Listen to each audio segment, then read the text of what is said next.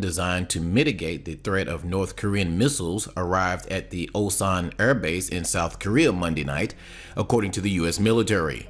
The announcement comes just a day after North Korea test-fired 4 ballistic missiles into the Sea of Japan, also known as the East Sea. China has voiced opposition to the proposed placement of the military hardware known as the Thermal High Altitude Area Defense System, or THAAD, which it sees as a threat to its own security. We will firmly take necessary measures to preserve our own security interest in the U.S. and South Korea must bear the potential consequences, Minister of Foreign Affairs spokesman Jing Shang said Tuesday.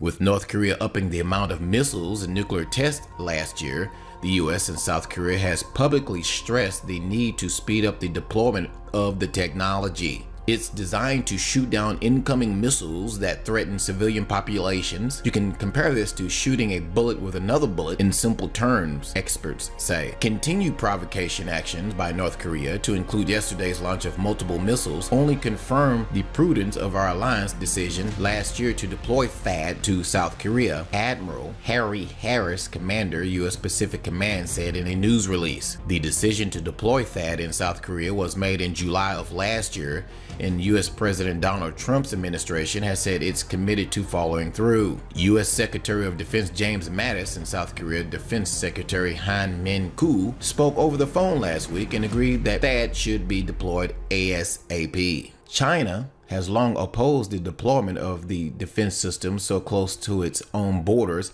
and has called on U.S. and South Korea to stop the deployment. One concern is that THAAD's advanced radar system could be used to spy on China's activities rather than monitor incoming missiles from North Korea, according to Mark Tokla of Korean Economic Institution of America. China also worries THAAD would undermine its ability to respond to an attack on its own soil, says Tokola, a former deputy chief of mission at the U.S. Embassy of Seoul. In a fiercely worded commentary published by China's official news agency, Xuna said the lowered board would hurt the Chinese people and the consequences could be severe if it went ahead. Lot stands to lose Chinese customers in the Chinese market. That would be a very large slice out of their business pie, said the commentary, which did not carry a byline. The South Korean government said last week it believed Chinese authorities had told travel agencies in Beijing to stop selling trips to South Korea, intensifying fears of a trade war between the neighbors. The Chinese government, however, denied any knowledge of such an order. If Beijing did choose to retaliate through trade, it could make a significant dent. China is South Korea's largest trading partner, with the latter exporting up to $142 billion each year to the country. Almost half of the 17 million people who visit South Korea last year were Chinese,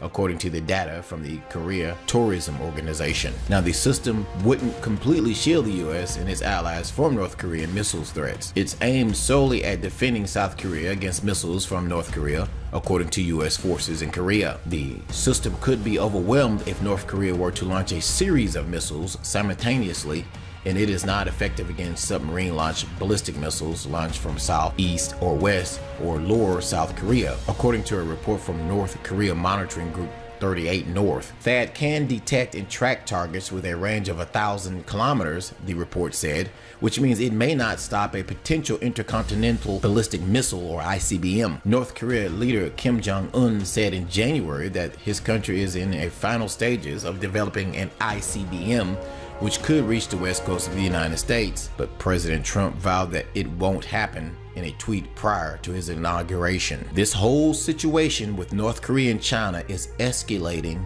very rapidly. We could see a major regional war breaking out in that area within the next 6 months. What do you think? Are we headed to war with North Korea and China? Leave your comments below this video. Thanks for watching.